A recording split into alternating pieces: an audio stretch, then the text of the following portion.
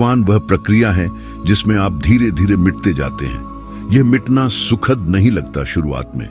मन प्रतिरोध करेगा, कहेगा कि यदि मैं नहीं रहा तो कौन रहेगा।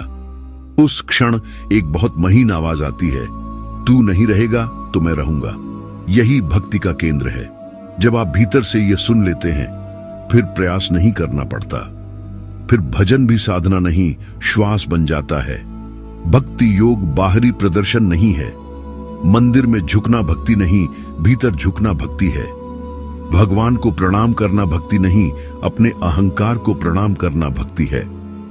आप किसी मूर्ति के सामने कितनी भी देर खड़े रहें, यदि भीतर झुकाव नहीं आया तो भक्ति नहीं हुई। लेकिन एक क्षण ऐसा आता है जब आप किसी मूर्ति के सामने नहीं, किसी शब्द के सामने नहीं, किसी रूप के सामने नहीं, बिल्कुल सिर्फ एक मौन के सामने झुकते हैं। और वही क्षण भक्ति योग की असली पहली झलक है। वहां आपकी प्रार्थना शब्द नहीं रहती, वहां शब्द चुप हो जाते हैं, क्योंकि जो कहना था वह कहने लायक नहीं रह जाता। जब आप सच में सरेंडर करते हैं तो भीतर ऐसी शांति नहीं आती जैसी ध्वनि रहित रात में आती है, बल्कि ऐसी शांति आती है जिसमें भीतर एक धीमा जलना होता है। यह शांत अग्नि है, और यही अग्नि भक्ति की आत्मा है। आग हमेशा जलाती नहीं, कभी कभी वह शुद्ध करती है।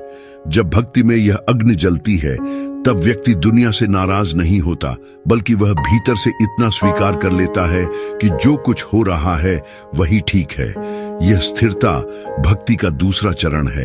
यहाँ आप रो भी सकते हैं और मुस्कुरा भी सकते हैं, और आपको दोनों में कोई बड़ा अंतर नहीं लगता, क्योंकि अब जीवन सुख दुख की कहानी नहीं, जीवन किसी और के हाथ में सौंपे हुए अस्तित्व की बहने वाली नदी जैसा लगने लगता है।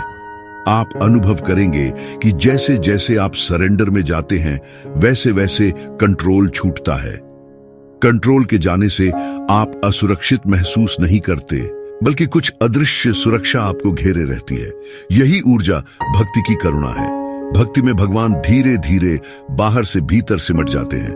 अब आपको नहीं लगेगा कि आप ईश्वर को खोज रहे हैं, बल्कि यह लगेगा कि एक ऊर्जा, एक मौन, एक आलोक आपको अपने भीतर से बुला रहा है।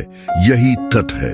और भक्ति तब पूर्ण होती है जब तत्त्वम असि का अनुभव बिना शब्दों के होता है, जब साधक और साध्य का भेद मिट जाता है। जब यह होता है, आप महसूस नहीं करते कि आप भगवान तक पहुंचे। आप महसूस करते हैं कि अब आप स्वयं में नहीं रहे।